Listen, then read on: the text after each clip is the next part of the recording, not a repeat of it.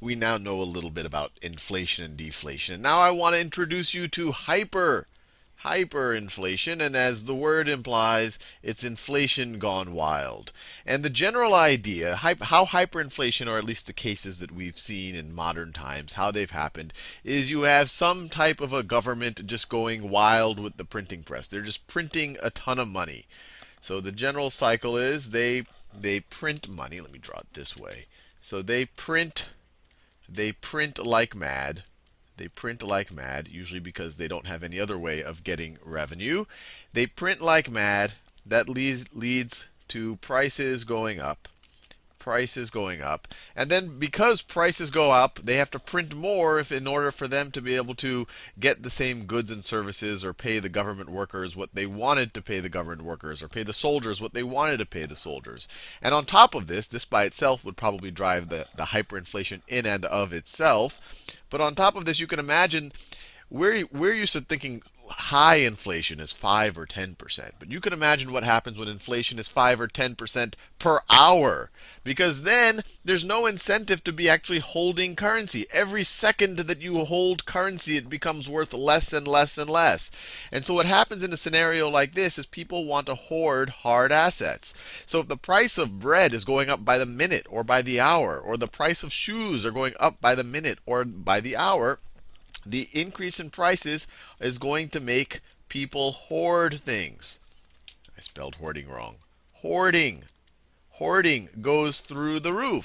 And you can imagine if hoarding goes through the roof, if the shoe seller doesn't want to sell his shoes anymore or he wants to hold them a little bit longer, then the supply of shoes are going to go down and the prices are going to go up even higher. So hoarding leads even to higher prices.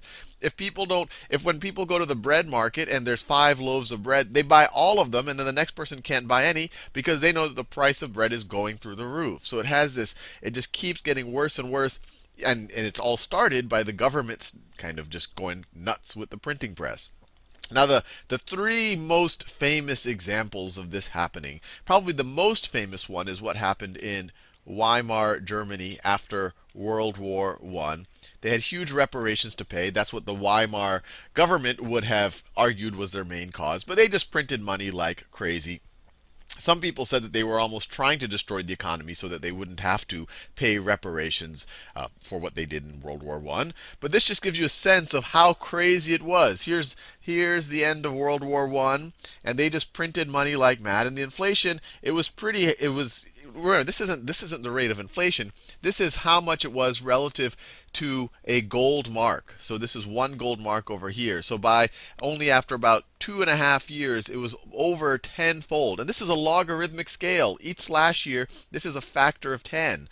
So by the end of 1923, you're looking at, this is what? Not 100,000, not a million, not a billion. This is a trillion. It had gone up a trillion-fold in the span of 1, 2, 3, 4, 5, or was that 6 years. The other famous examples of this, Zimbabwe from 1980 until 2009, once again printing money like mad, and some of their productive capacity went away. This right here is a 100 trillion Zimbabwe dollar.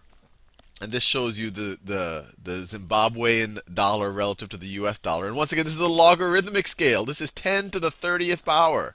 And then the largest, or the most extreme hyperinflation ever was Hungary after World War II. And this right here is a 10 million pengo note, just to give you an idea of what people were carrying around in their pockets.